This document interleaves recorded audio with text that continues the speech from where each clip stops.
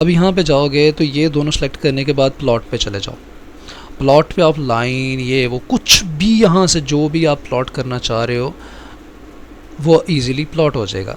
ठीक है, अब मैं यहाँ से नहीं कर रहा, मैं यहाँ से करता हूँ क्योंकि मैंने अपने टूल बार यहाँ पे ऐड किए हुए हैं, तो यहाँ पे नीचे मैं लाइन पे ऐड करता हूँ। ठीक हो गया। अब मैं लाइन पे क्लिक कर देता हूँ तो यहाँ पे मेरे पास एक ग्राफ बन के आ चुका है जो मैंने वैल्यूज़ दी हैं उसका। अब ये देखें नीचे 2 थीटा भी लिखा आ गया क्योंकि हमने एक्स एक्सिस पे 2 थीटा की वैल्यू रखी थी और वाई एक्सिस पे हमने इंटेंसिटी की वैल्यू रखी थी। तो उसी तरह हमारे ग्राफ में भी ये चीज़ें लिखी आ चुकी हैं। अब यहाँ तक तो हमें पता चल गया। ठीक हो गया। अब लाइन का भी पता चल गया, लाइन कौन सी लगी हुई है, इंटेंसिटी के अकॉर्डिंग लगी हुई है। अब मैं यहाँ पे क्या करूँगा, ये अब इसको थोड़ा सा सेट करने का तरीका क्या है। सेट करने के लिए फ़र्स्ट ऑफ़ ऑल जो ये 2 थीटा है इसको हम सिंगल क्लिक कर देंगे तो यहाँ पे ये देखें ये साथ में ऑप्शन आ गया। कई लोगों का, कुछ स्टूडेंट्स का यहाँ पे ऑप्शन नहीं है क्योंकि ये ओल्ड वर्जन में भी होंगे।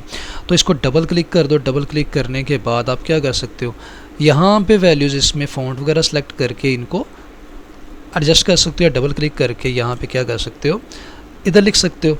तो मैं यहाँ पे इसको ख़त्म करके यहाँ पे लिख सकता हूँ 2 थीटा सिंपली लिख दिया। अब ये देखें जस्ट थीटा आ गया, लेकिन मुझे थीटा नहीं चाहिए, मुझे 2 थीटा ही लिखा रहना चाहिए। अब जहाँ बस इसको मैंने क्या करना है, बोल्ड करना है। तो यहाँ पे मैं इसको बोल्ड कर दूँगा।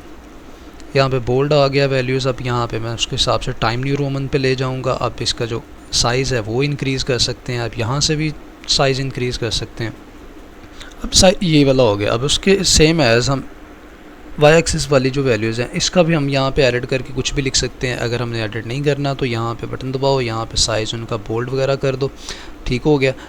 ओके सेलेक्ट करके अब यहाँ पे बोल्ड कर दो, साइज़ को इंक्रीज़ कर दो जितना आप करना चाहें। ये यहाँ से इस बार के अकॉर्डिंग भी आप जितनी चाहें आप साइज़ को इंक्रीज़ कर सकते हैं, वो आपकी मर्ज़ी है। तो हम इसका साइज़ सिंपली 20 रख देते हैं और इसको भी 20 कर देते हैं। ठीक हो गया। अब यहाँ पे इसको भी हम यहाँ से 20 कर सकते हैं फ़ॉन्ट के साइज़ को। ये देख लें बोल्ड, इटैलिक, अंडरलाइन सारा कुछ हो जाएगा। ये आपके पास आ गया।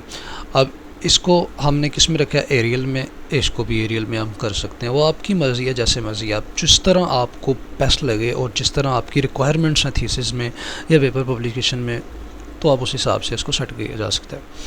अब नेक्स्ट पॉइंट आ गया हमारे पास। अब ये 20 लिखा हुआ है या 30 लिखा है, 40 लिखा हुआ है, इनके दरमियान में भी कुछ लाइनें जो लगी हुई हैं, ये छोटी छोटी लाइनें, इनको भी हम नाम दे सकते हैं। और इनकी जो ये काउंटिंग है इनको भी हम चेंज कर सकते हैं। ये नंबरिंग लगी हुई है इसको भी चेंज कर सकते हैं। तो डबल क्लिक इसके ऊपर करेंगे तो एक अलग से मेरे पास एक ये विंडो ओपन हो गई है। अगर अब देखा जाए तो इस विंडो के अंदर डिफरेंट चीज़ें लिखी हुई हैं। ठीक है, कौन कौन सी चीज़ें लिखी हुई हैं, ये बॉटम है। बॉटम का मतलब क्या है कि बॉटम पे जो नीचे जो वैल्यूज़ लिखी हुई हैं उनको हमने एडजस्ट करना है। ठीक है, अब डिस्प्ले के ऊपर न्यूमेरिकल वैल्यूज़ हैं, न्यूमेरिकल वैल्यूज़ भी आप सकते हो। प्लस साइन, माइनस साइन कुछ भी लिखा जा सकता है, तो आप यहाँ पे क्लिक कर सकते हो। माइनस साइन में भी आ जाएगा, प्लस साइन में भी आ जाएगा।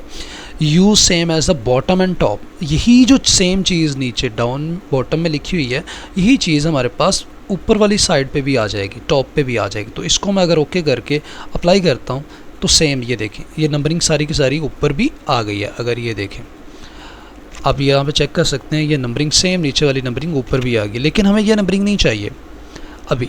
ठीक है, तो हम इसको ख़त्म कर देंगे तो ये हमारे पास ख़त्म हो जाएगी। अब नेक्स्ट वैल्यूज़ आ गई है। अगर हम नंबरिंग शो ही नहीं करवानी,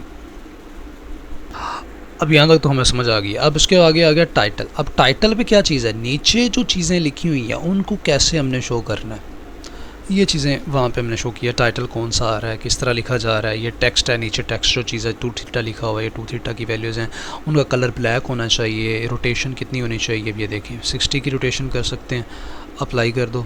ये देखें, अब इस चीज़ को अगर आप गौर से देखें तो यहाँ पे 60 की रोटेशन बन गई है इसकी। अगर मैं इसको रोटेशन को 90 पे रोटेट कर देता हूँ तो यही चीज़ मेरी लिखी हुई 90 पे रोटेट हो जाती है, वो आपकी मर्ज़ी है। इसको मैं 0 कर देता हूँ।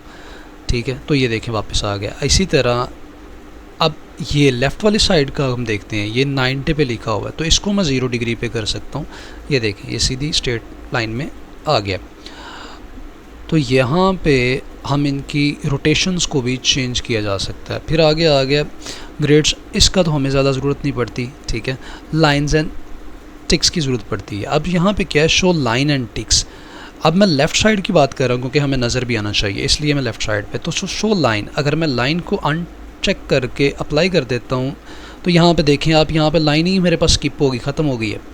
तो लाइन तो हमें चाहिए, ज़रूरी है, तो अप्लाई कर देता हूँ, ये देखें लाइन आ गई है। अब लाइन में क्या है, ये सिंपल आ गया, लाइन वर्ड आ गया। अब लाइन की थिकनेस कितनी रखनी है, तो यहाँ पे अगर मैं 3 पे जाके ओके करता हूँ, ये देखें अब यहाँ लाइन देखें बोल्ड हो गई है कुछ, ठीक है। एक्सिस पोजीशन कौन सी रखनी है, हमें कोई चेंजिंग करने की ज़रूरत नहीं है। इसी तरह मेजर टिक का आ गया। मेजर टिक कौन से हैं, ये जो बड़े बड़े टिक लगे हुए हैं, ये जो लाइनें बड़ी लाइनें हैं ना, जिनके ऊपर नंबरिंग लिखी हुई है, इनको बोलते हैं मेजर टिक, ठीक है। मेजर टिक क्या है, आउटसाइड, मतलब कि ग्राफ के आउटसाइड, बाहर वाली साइड पे होना चाहिए या ग्राफ के अंदर वाली साइड पे होना चाहिए। अगर ये देखें अब ये आउटसाइड पे, अगर मैं इन साइड पे अप्लाई करता हूँ तो ये देखें बड़े जितने भी टिक हैं, ये जितनी भी लाइंस हैं, वो सारी की सारी किधर आ गई हैं, ग्राफ के अंदर वाली साइड पे आ गई हैं। तो हमें ये नहीं चाहिए, आपकी रिक्वायरमेंट्स के अकॉर्डिंग है। इन एंड आउट अगर दोनों का कर दें तो ये देखें दोनों साइड पे आ जाएगी, अंदर भी लाइन होगी और बाहर भी लाइन होगी, इन एंड आउट, ठीक है। अगर नॉन कर देंगे तो ये बड़ी लाइन हमारे पास क्या है, लाइन होगी ही नहीं, वो वाले टिक होंगे ही नहीं मेजर टिक। तो इसलिए इनको हम आउट वाली साइड पे ही रख के फ़िलहाल चलाते हैं। ये अपने हिसाब से आपकी रिक्वायरमेंट्स हैं। और इनकी लेंथ कितनी रखनी है, अगर मैं 10 कर देता हूँ, ये देखें इसकी लेंथ इंक्रीज़ होगी। अगर वही मैं 15 कर देता हूँ, इसकी लेंथ और इंक्रीज़ होगी। वो अपने हिसाब से आपने लेंथ भी इंक्रीज़ या डिक्रीज़ करनी है। तो मुझे इतनी लेंथ नहीं चाहिए, मुझे सिंपल चाहिए, तो मैंने कर लिया। अब इसका कलर किस तरह का चाहिए, कलर अगर मैं ग्रीन लिख देता हूँ तो ये देखें लाइन जितनी भी होंगी वो सारी कलर क्या हो जाएगा, ग्रीन हो जाएगी, ग्रीन कलर में आ जाएंगी। अगर रेड चाहिए तो रेड कलर्स में आ जाएंगे। वो आपकी रिक्वायरमेंट्स हैं, आप किस तरह चाहते हैं। अब इनकी थिकनेस भी कितनी चाहिए, अगर मेरे पास 3 की थिकनेस है, दूसरी 3 की है, तो इनको भी 3 की कर देते हैं, सिंपली ऐड हो जाएगा, कोई इशू नहीं है, ठीक है। अब ये आ गया माइनर टिक। माइनर टिक कौन से, ये छोटे वाले टिक जो इन दोनों के सेंटर में लगे हुए हैं। तो ये भी आउट इन, इसमें भी सेम सेटिंग कर सकते हो, इसकी लेंथ भी इंक्रीज़ या डिक्रीज़ कर सकते हो, इसमें कलर भी आप चेंज कर सकते हो और इसकी भी थिकनेस आप ईजिली चेंज कर सकते हो और अप्लाई कर सकते हो, ठीक हो गया।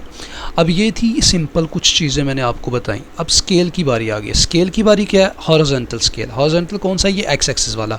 अब यहाँ पे देखो आप कि मेरे पास जो ग्राफ है वो 20 से स्टार्ट हो रहा है और मेरे पास यहाँ पे जो ग्राफ बना हुआ है वो 20 से पहले से बन रहा है। अगर मैं यहाँ पे वैल्यू चेंज करते फ्रॉम से 2 तक, तो मैं क्या करूँगा, फ्रॉम की जगह पे अगर मैं 10 लगा देता हूँ, बाकी ठीक है, तो क्या होगा, यहाँ पे जो ग्राफ है ये थोड़ा सा आगे शिफ्ट हो जाएगा। ये देखें, ये देखिए आगे शिफ्ट होगा क्योंकि यहाँ पे एक और चीज़ हमने ऐड कर दी है।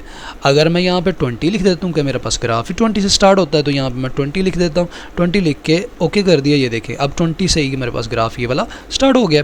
अब यहाँ पे 80 तक जा रहा है तो मैंने 85 तक लिखा हुआ है। अगर मैं चाहूँ तो 85 की जगह पे 80 भी लिख दूँ तो मेरे पास क्या हो जाएगा, ग्राफ मेरे पास सिंपली सेम वैल्यूज़ पे आ जाएगा। ये देखें एंड तक, ग्राफ के बिल्कुल स्टार्ट से लेके एंड तक हमारे पास वैल्यूज़ आ गई हैं, ठीक हो गया। लेकिन मैं इसको रिटर्न में 15 और 85 कर देता हूँ क्योंकि मुझे नहीं चाहिए अभी इतना। अब यहाँ पे टाइप क्या है, अब यहाँ पे लाइन लगी हुई है, टाइप्स क्या है, जस्ट लीनियर टाइप लगा हुआ है। अब यहाँ पे ये सारी की सारी जो भी फंक्शंस है ये आप यूज़ कर सकते हैं, हमें सिंपल लीनियर चाहिए होता है। अभी रीस्केल है, रीस्केल में ऑटो लगा सकते हैं, फिक्स टू फिक्स कर सकते हैं। इनकी क्या है, ये वाला नीचे वाला स्केल जो है।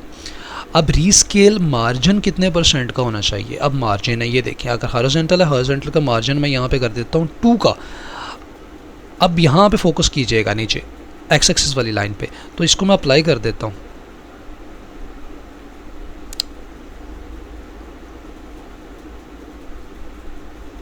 अब उसके अलावा ये मार्जिन स्केल आ गया, इनके स्केल्स में मार्जिन आ गया, ठीक है। अब नेक्स्ट पॉइंट पे आ गया है, यहाँ पे अगर मैं 5 का मार्जिन करता हूँ तो 5 के मार्जिन पे डिफरेंट वैल्यूज़ आएंगी। अब उसके अलावा अब यहाँ पे देखते हैं मेजर टिक्स।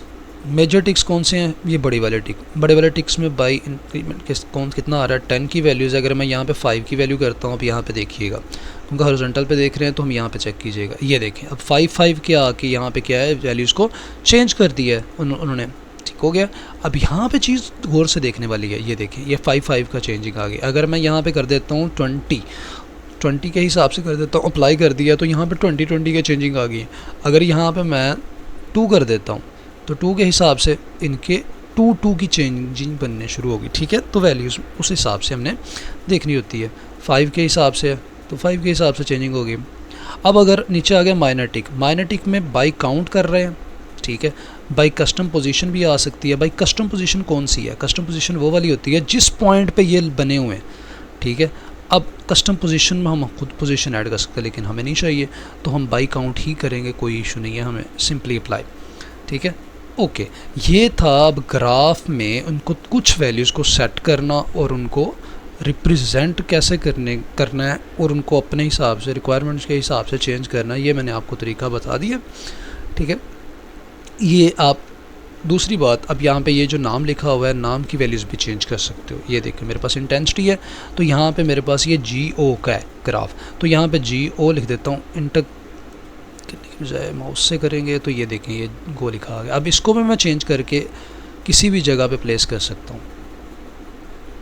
ठीक हो गया। अब दूसरी बात, अब यहाँ पे इसी चीज़ को अगर मैं डबल क्लिक करता हूँ, मतलब किसी जगह पे डबल क्लिक कर दें, फिर वो वाला बार आ गया। अब अगर मैं देखा जाए तो यहाँ पे सेम ऑप्शन या स्केल जो है ना, मुझे दूसरी साइड पे भी लाइन चाहिए। लाइन है, अब यहाँ पे क्या है, same option for left and right के लिए भी लाइन चाहिए और मुझे same option for bottom and up के लिए, टॉप के लिए भी लाइन चाहिए। तो ये देखें अब मुझे सेम लाइनें जो है ना वो बॉक्सेस की शेप में आ गई हैं, ठीक हो गया। ये बात भी आपने थोड़ा सा फोकस करनी है। और उसके बाद स्केल के साथ साथ हम अगर देखें तो टिक एंड लेबल की बात आती है, तो सेम करते हैं। नीचे जो चीज़ नीचे लिखी है, जिस तरह के लेबल लगे हुए हैं, जिस तरह टिक लगे हुए हैं, सारे के सारे दूसरी साइड पे भी आ जाएंगे। अब ये देखें नीचे जो लेबल लगे हैं सेम एज़ ऊपर चले गए, बॉटम वाले टॉप पे आ गए, लेफ़्ट वाले राइट पे भी आ जाएंगे। अब ये बात भी हम खुद अपने से कवर कर सकते हैं। ये देखें अब ये एक बॉक्स में कवर हो गया, जिस तरह इधर लेबल लगे हुए हैं इसी तरह इधर लेबल लगे हुए हैं, जिस तरह नीचे लेबल लगे हुए हैं बॉटम वाली साइड पे, इसी तरह टॉप वाली साइड पे भी लेबल लगे हुए हैं। तो इस तरह हम अपने ग्राफ को एक सिंपल वे में यहाँ पे डिस्क्राइब कर सकते हैं और अपनी रिक्वायरमेंट्स के अकॉर्डिंग हम इसको चेंज कर सकते हैं।